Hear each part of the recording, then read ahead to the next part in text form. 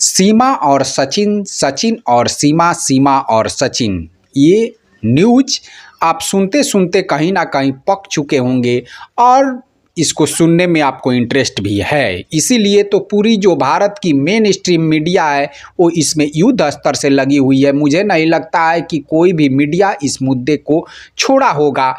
एक तो main stream media अलग ही है और ऊपर से जो यूट्यूबर है वो तो अलग है ही है।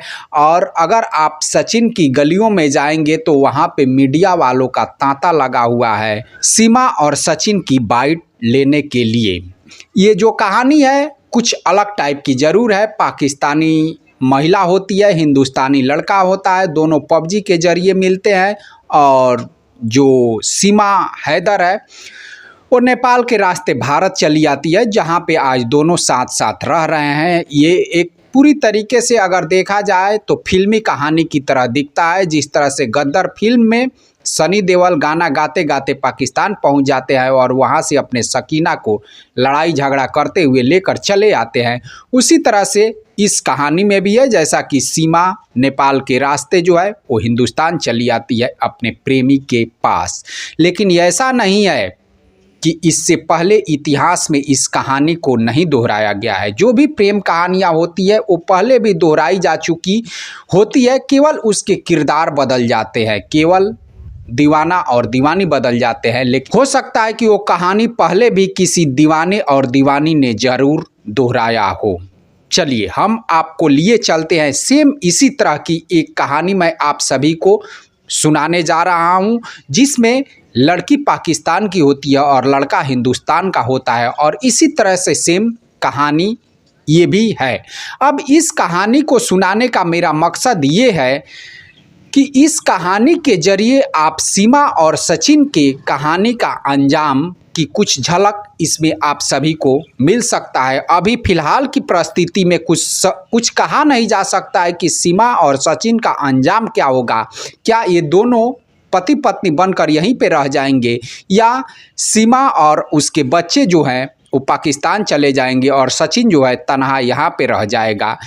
लेकिन जिस कहानी को मैं आप सभी को सुनाने जा रहा हूँ, इस कहानी के जरिए कहीं ना कहीं इस कहानी सीमा और सचिन की कहानी के अंजाम का आप सभी को कुछ ना कुछ पता जरूर चल जाएगा। सन होता है 2022।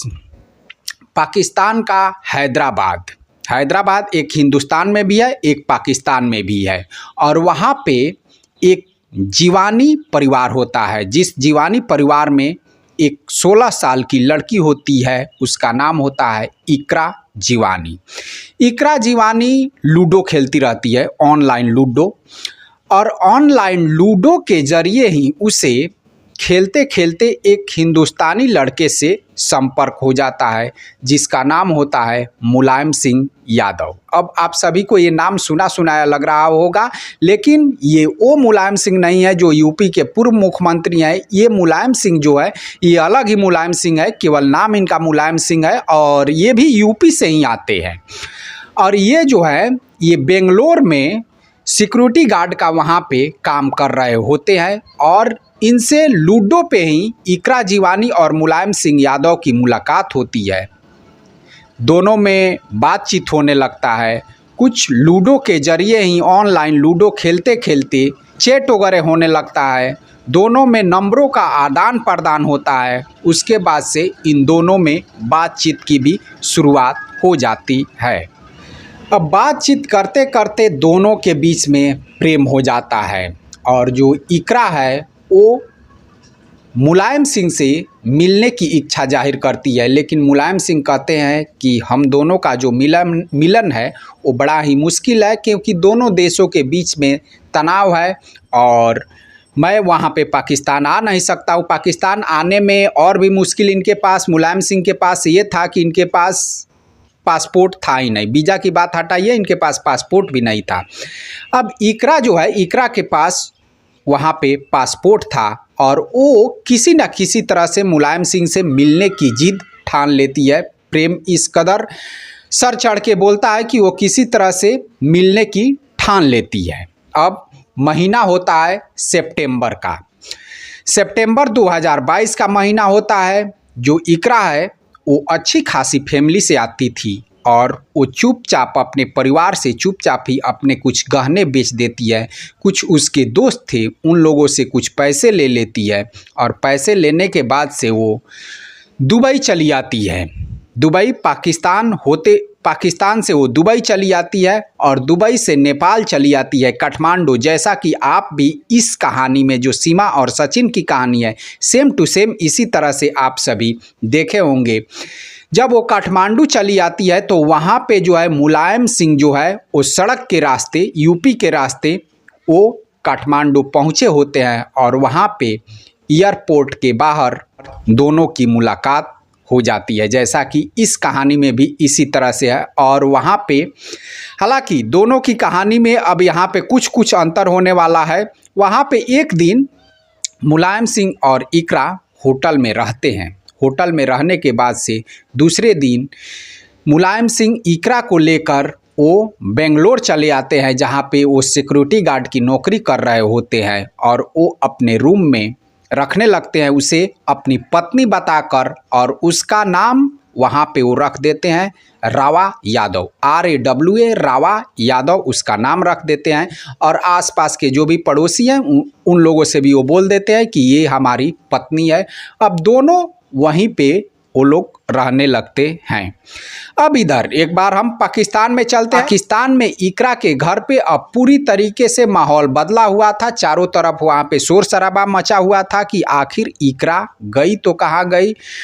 अब वो लोग थाने में जाते हैं, FIR वगैरह दर्ज कराते हैं कि भाई इसके साथ कोई घटना दुर्घटना तो नहीं हो गया।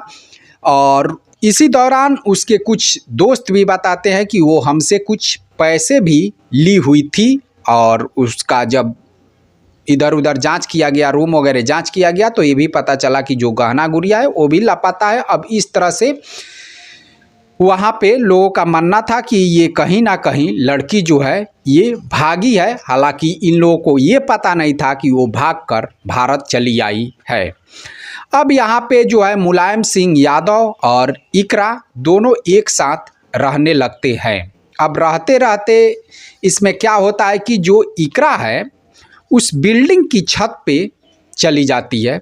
उस बिल्डिंग की छत पे कभी कभार जाती है और वहाँ पे वो नमाज पढ़ने लगती है। जब नमाज पढ़ने लगती है तब कुछ लोग उसे नमाज पढ़ते हुए देख लेते हैं और देखने के बाद से कुछ बाती शुरू हो जाती है कि भाई जो मुलायम सिंह यादव हैं ये शादी करके लाए हैं और ये किससे शादी करके लाए हैं कि वो यहाँ पे नमाज पढ़ रही है। और एक दिन इसी दौरान ये भी होता है कि इकरा जो है वो अपनी माँ से बातचीत करने की कोशिश करती है, जिद करती है। उसके बाद से मुलायम सिंह कहते हैं कि ठीक है आप बात करो। अब वो व्हाट्सएप के जरिए अपने माँ से बात करती है और बोलती है मैं भारत में आ चुकी हूँ और यहाँ पे एक लड़के से, एक हिंदू लड़के से मैं शादी कर ली हूँ। अब उसकी माँ जब जानती है कि चलो हमारी बेटी कम से कम जिंदा तो है, उसे सुकून होता है, लेकिन कहीं ना कहीं वो ये सुनती है कि ये भारत में पहुंच चुकी है और वहाँ पे एक लड़के से शादी कर लेती है तो उसे और भी हैरानी होती है।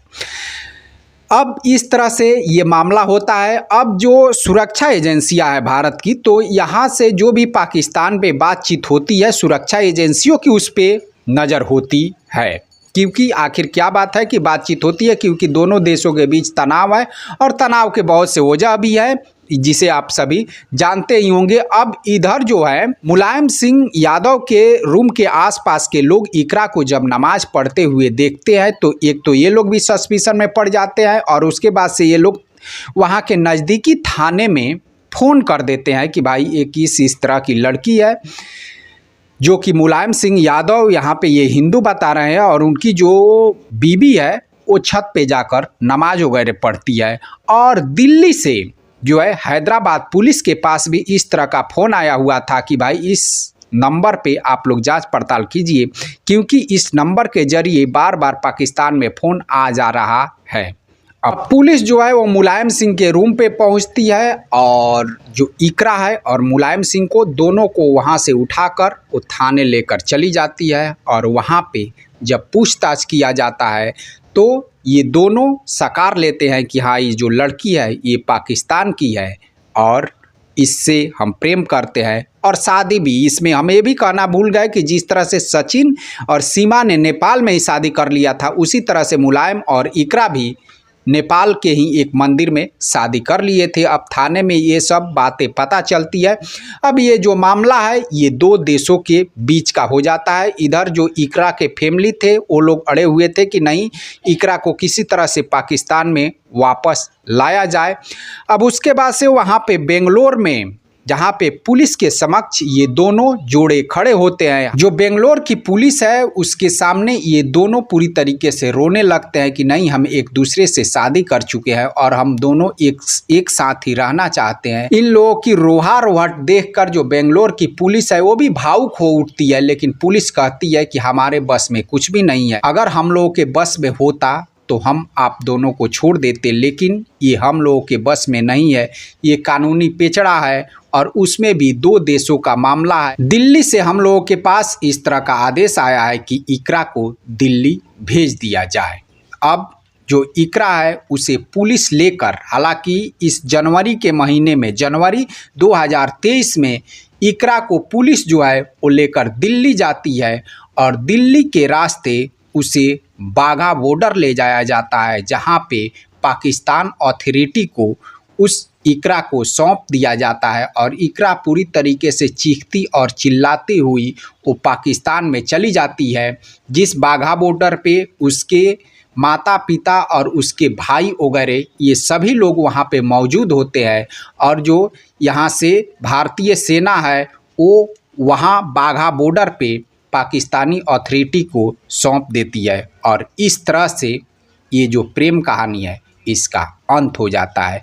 अभी हाल में ये खबर है कि जो इकरा है वो वहाँ पे नई ज़िंदगी शुरू कर चुकी है, वहाँ पे पढ़ाई लिखाई कर रही है और जो यहाँ पे मुलायम सिंह यादव है वो अपना सिक्योरिटी गार्ड की नौकरी कर रहे हैं। यहाँ पे ये खबर जो है सीमा और सचिन की खबर की तरह हाईलाइटेड तो नहीं हुआ था, लेकिन कुछ मीडिया वालों ने इसे कवर जरूर किया था। सेम कहानी जो है वो सीमा, हैदर और सचिन की भी है। ये लोग भी पाकिस्तान से, ये लोग पबजी पे इन लोगों का प्रेम होता है और इन लोगों का जो प्रेम होता है इकरा और मुलायम सिंह का ये लूडो पे होता है। और वो भी दुबई के रास्ते, जो इकरा है दुबई के रास्ते नेपाल पहुंच जाती है और नेपाल पहुंचने के बाद से वो बेंगलुरु पहुंच जाती है। और यहाँ पे जो है सीमा एक बार नेपाल में मिल जाती है सचिन से और उसके बाद से वो फिर पाकिस्तान जाती है और उसके बाद से फिर वो